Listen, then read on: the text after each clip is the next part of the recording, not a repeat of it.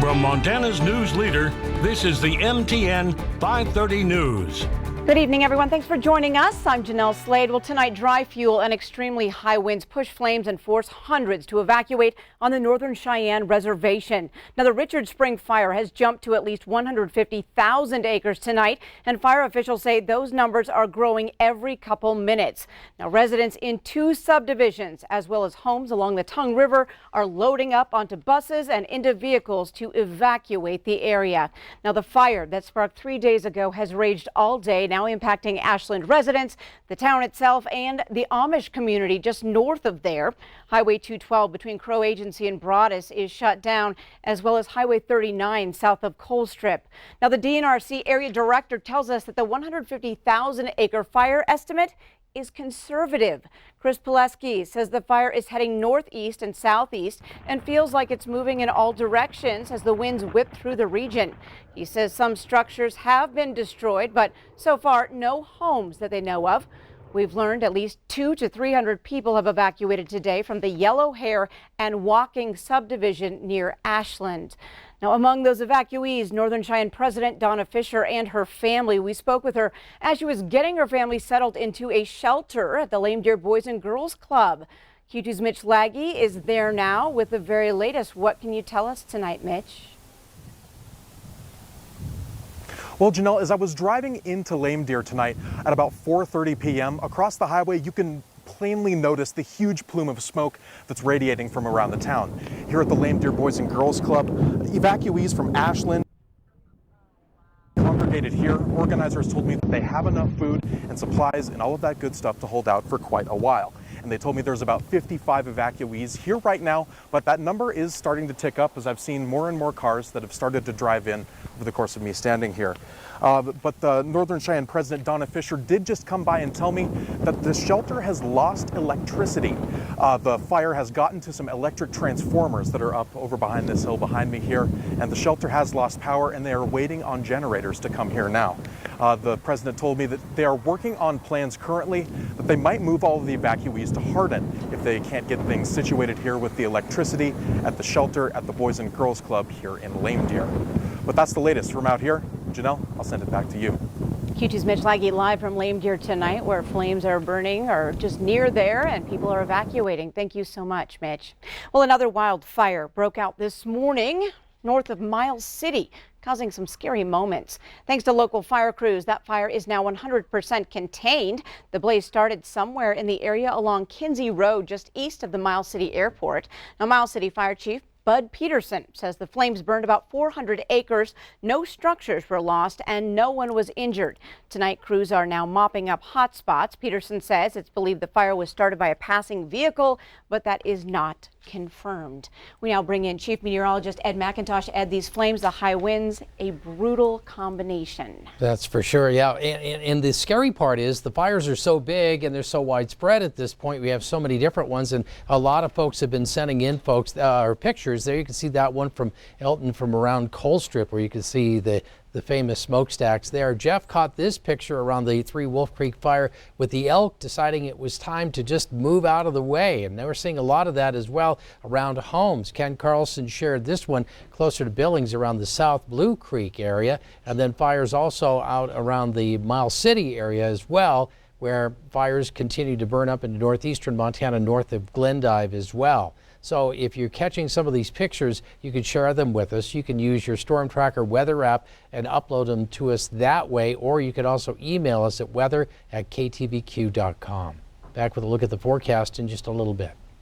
All right, thanks so much, Ed. Well, COVID-19 continues to skyrocket across Montana as the state reports 493 new cases today, the highest number since early January. Now, more than 2,400 Montanans are currently fighting the virus, with 624 of those in Flathead County.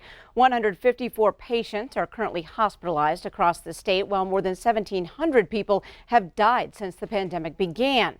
Now, the news is not much better here in Yellowstone County. Yellowstone County registered 85 new cases today, bringing the active case total to 325.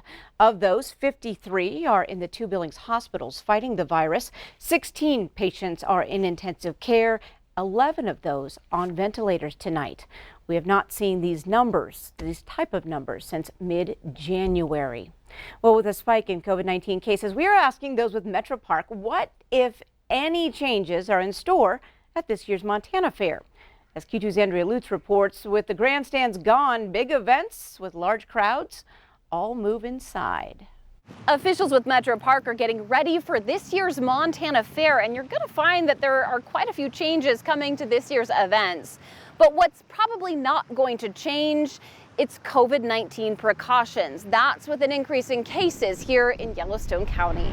The carnival's in town, and crews are setting the stage for this year's Montana Fair. We love the fair. The smiles are really what we look for. Metro Park's Ray Massey says there's some new attractions. Well, the brand new things at this year's Montana Fair would include Dig It Days, where we have the big vehicles for kids to play on. I mean, you never have been in the cab of a Cat 777 haul truck. And some free space, thanks to the demolition of the grandstands and barns. Now, so we're really looking forward to letting people see just how big Metro Park really is when they come to Montana Fair this year. But COVID-19 is trying to deflate the fun. Massey says while some pandemic-era precautions will stay in place. We'll keep on the sanitation protocols we used during the 2020 fair. It may not be as heavy as what we did in 2020, but certainly we're all very aware of the virus being active in the community, and we want to make sure people are safe when they come to the fairground. He also says there's a plan for inside the arena where events will take place this year. We have upgraded that facility to be able to turn the air over even faster,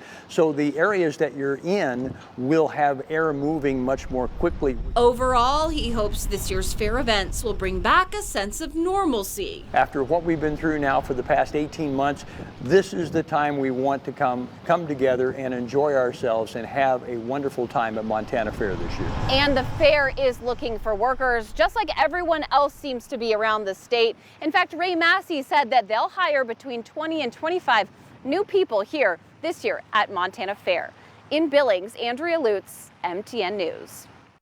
All right, thanks so much, Andrea. Now, Montana Fair begins this Friday, August 13th through the 21st. Well, we now know the name of the 32-year-old man who died in Sunday morning's shooting on the Billings South Side. Yellowstone County Assistant Coroner Rich Hoffman says Kevin White from Billings died from a single gunshot wound to the back. Officers responded to the shooting around 2:30 a.m. Sunday and found White lying on the ground near the corner of 3rd Avenue South and South 27th Street. Billings police detectives are investigating, but at this time, no arrests have been made. Well, today was the day. A property with a long Billings history and a tie to several crimes in the past is now being demolished. The lazy KT Motel in downtown Billings is going away. Last month, City Council voted unanimously to approve the property owner's ask, and the Billings Industrial Revitalization District is footing that bill. Over the last 2 years, the motel was the source for more than 300 emergency responder calls. There are currently no plans as to what will replace the motel. Well, a bipartisan $1.2 trillion infrastructure bill cleared the U.S. Senate on Tuesday, and Montana's 2 U.S. senators split their votes on the measure. MTN chief political reporter Mike Dennison tells us what they had to say and what happens next on this major spending package. The bill passed 69-30, with 19 Republicans joining all 50 Democrats and independents in favor. Montana Republican Senator Steve Daines was not among them. He voted no, noting the Congressional Budget Office estimated the bill will increase the national debt by some $250 billion over 10 years. Daines said it's part of a reckless tax and spend spree embarked on by congressional Democrats. But Democratic Senator John Tester was part of the 10-senator bipartisan team that negotiated the bill, and said the CBO didn't count revenues he believes will cover the costs. I can tell you that myself and the other 9 people on this committee wanted to make sure we didn't add to the debt. For those people that stood up and said we can't afford this right now, I would say, well, when can we afford it?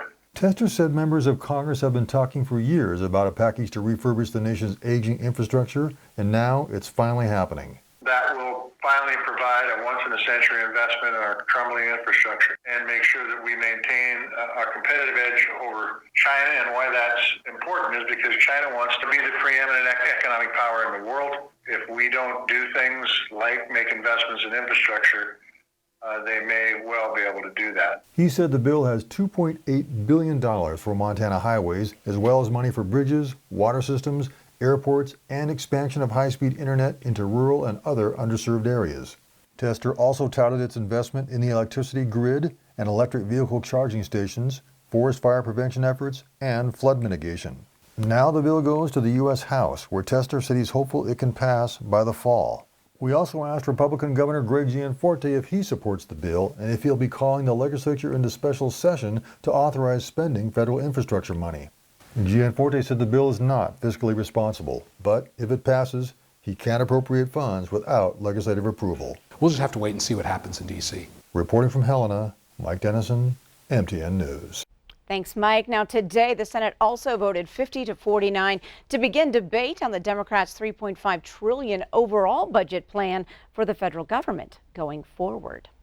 Well, up next on tonight's MTN 530 News right here on Q2, with COVID on the rise and school about to begin, some teenagers are taking it upon themselves to debunk false rumors. That story in tonight's Your Health Matters. Hey everybody, Scott Breen at Rocky, where the Bears are less than 3 weeks from their season opener. Straight ahead, which position is among those expected to help carry this team?